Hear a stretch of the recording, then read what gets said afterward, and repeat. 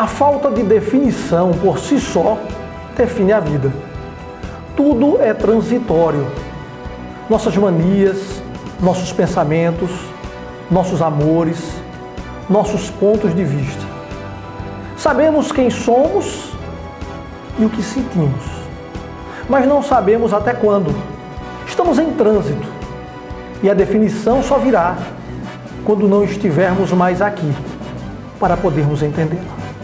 Muito bom dia, hoje é quinta-feira, dia 5 de maio de 2016 e está começando mais um programa Opinião, onde estaremos durante esses próximos 30 minutos mostrando para vocês, telespectadores, as notícias da atualidade e apresentando novas opiniões expostas aqui pelo professor e advogado Armando Melo e pelo também advogado Pedro Rômulo. Então sejam bem-vindos. Hoje nós vamos, pela segunda vez, tocar num assunto que a Justiça fez o bloqueio de um dos aplicativos mais usados deste século, o WhatsApp.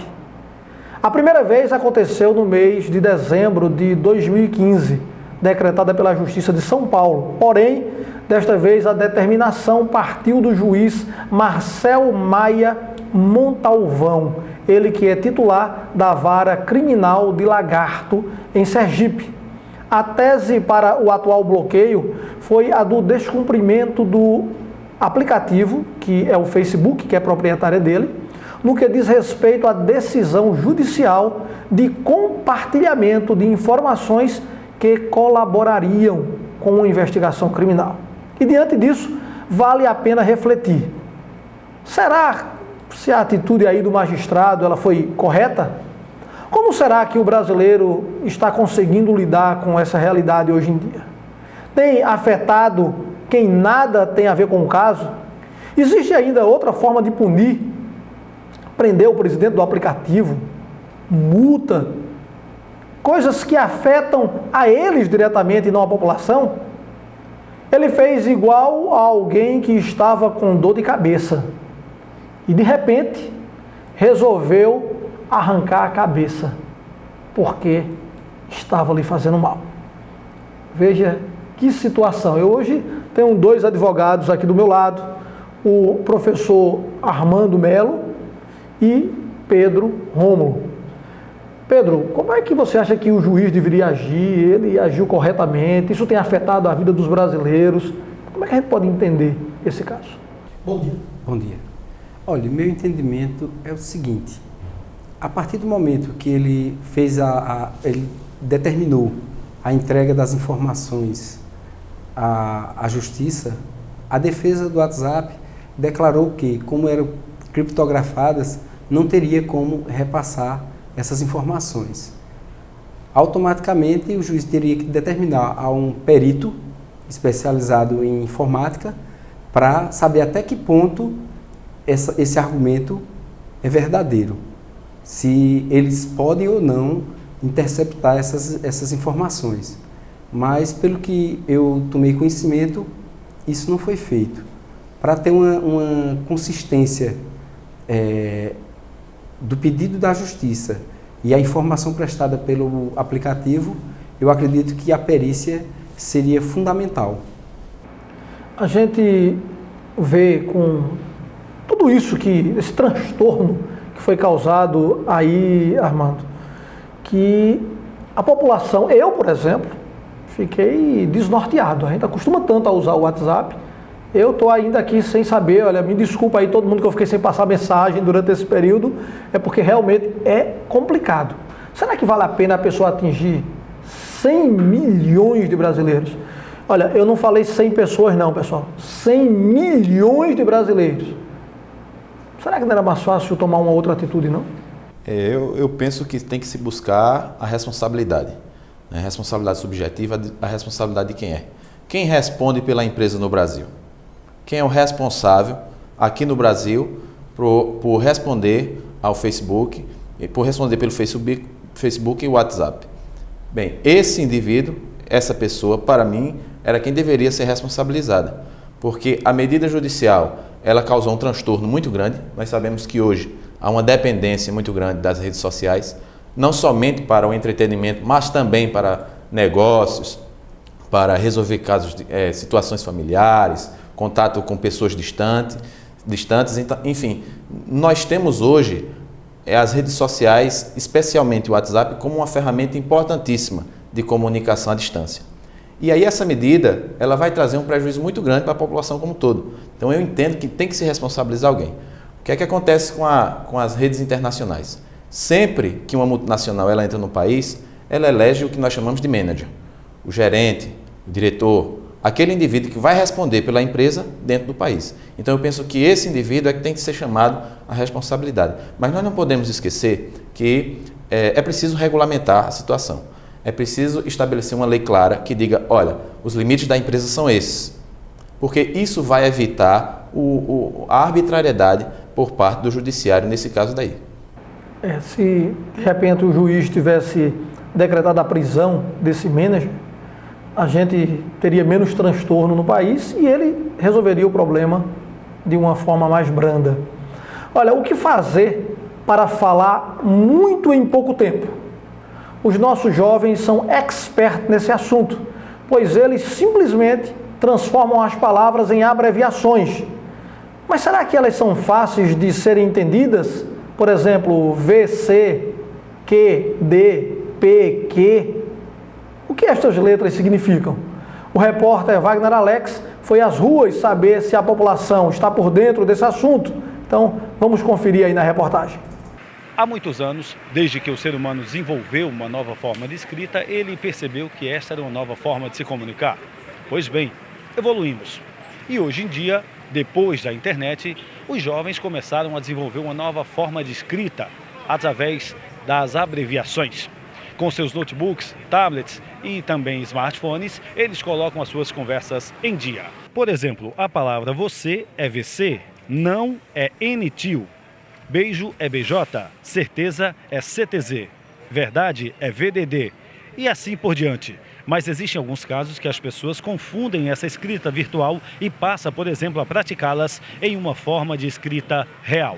Mas será que essa nova forma de escrita não assassinará a nossa ortografia? É o que nós vamos saber agora. Com certeza, amigo, com certeza, porque eu acho que tantas pessoas já estudaram para fazer com que a língua portuguesa chegasse ao estado que está hoje, entendeu? E essas abreviações, elas não são muito legais, são usuais, certo? Mas para quem já tem uma escrita já esclarecida, entendeu? Uma pessoa, uma criança, eu acho que ela fica, como é que eu posso dizer? Uma criança, ela perde o foco, ela perde o sentido das coisas. Com certeza, assassina sim, até porque não é um bom aprendizagem para quem está aprendendo a ler e a escrever, para poder aprender a falar corretamente e escrever também corretamente. Sim, porque às vezes a pessoa vai mandar uma mensagem até escrita mesmo, escrever alguma coisa na escola, às vezes coloca VC, como é PQ, de porquê, é assassinar a ortografia brasileira. Está atrapalhando muito agora.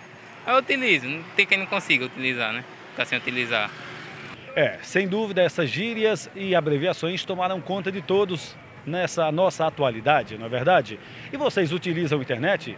Utilizam também dessas gírias e abreviações? É com você, Rosimael. Tá ok, Wagner, é nós, né? Engraçado como a coisa vem para a nossa língua. A gente sabe que a língua ela é dinâmica, ela não é estática. E isso vai, é claro, influenciar as nossas crianças, né? Quando eu brinquei aqui com o é nós, é porque essa linguagem veio da malandragem, alguma emissora de TV colocou numa telenovela, mostrou ao povo, e hoje em dia os jovens estão o tempo todo, é nós, é nós, é nós. Será que é assim que a gente deve se utilizar, Armando? Eu penso que nós precisamos ter uma compreensão da língua, como você falou, de dinamismo. E um dos fundamentos da linguagem é que a linguagem ela varia, né? Nós temos variedades linguísticas diversas, não somente na linguagem falada. Você vem para cá, para o Nordeste, você vai no sul do país, até mesmo dentro de um próprio estado do Nordeste, se você vai para a capital Recife, ela tem uma forma de falar, uma variedade linguística, que o ritmo da fala, algumas pronúncias de palavras, até mesmo alguns vocábulos que não são falados em outras regiões do próprio estado de Pernambuco. E eu penso que a escrita, ela reflete muito dessa variedade. Nós temos sim que compreender esse processo da construção de uma nova ortografia por conta da internet, não de maneira pejorativa, não de forma negativa. É claro que nós precisamos estabelecer os limites, né? Nós, assim como temos variedades que nós não podemos utilizar em todos os lugares, nós também não vamos poder, variedades orais, nós não vamos poder também trabalhar variedades escritas, né, em todas as ocasiões, em todos os lugares. Mas eu penso que o principal ponto da questão ortográfica, de nós transpormos a linguagem da internet para outros âmbitos, é um problema da deficiência de formação escrita na sua base, não é um problema de influência da internet. Eu acho que se alguém vai levar essa forma escrita da internet para o âmbito escolar, para o âmbito do trabalho, isso é mais por uma deficiência da sua formação de escrita mesmo, do que nós chamamos da língua padrão normativa escrita, do que propriamente de uma deficiência, de uma influência simplesmente da internet, certo? Pedro. Olha, essa situação é bem anterior à questão da internet, porque quando a França tinha a sua importância no mundo, se utilizavam muitos vocábulos assim da língua francesa, que ainda estão hoje no português do Brasil. Assim como, mais recentemente, é questão de palavras da língua inglesa, que o pessoal utiliza e já vão incorporando aquela questão de aportuguesar palavras de outras línguas. Tanto é que o português, quando veio para o Brasil, tinha muita palavra do árabe, que passaram um tempão dominando a Península Ibérica. Isso é uma coisa que a gente vê que acontece passando o tempo e, como o colega falou, o grande problema é a preparação dos jovens, porque antes do golpe de 64, tinha latim nas escolas. Então, quer dizer, o latim é a mãe de todas as línguas ocidentais, assim como o grego. Então, quer dizer, o latim foi tirado do currículo escolar e isso faz muita falta. Na Europa, o pessoal mantém o estudo do latim na escola, tanto é que um europeu tem muito mais facilidade em aprender outras línguas, porque eles têm um alicerce sólido que é o latim, que a maior parte da estrutura linguística do Ocidente é estruturada em cima do latim. Então, quer dizer, no Brasil, como se fez isso, aí já dificulta essa questão do aprendizado da nossa língua portuguesa, que, inclusive, é uma das mais complexas do mundo. No próximo bloco, vítima de injustiça, empresário volta para casa após mais de um ano preso. A gente volta já.